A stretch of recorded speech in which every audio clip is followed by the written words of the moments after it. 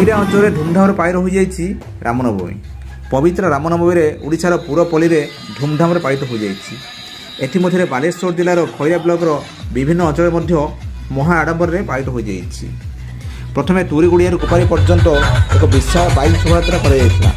ଏସହିତ ଆତସବାଜି ଏବଂ ଡିଜେ ମଧ୍ୟ ଆୟୋଜନ କରାଯାଇଥିଲା।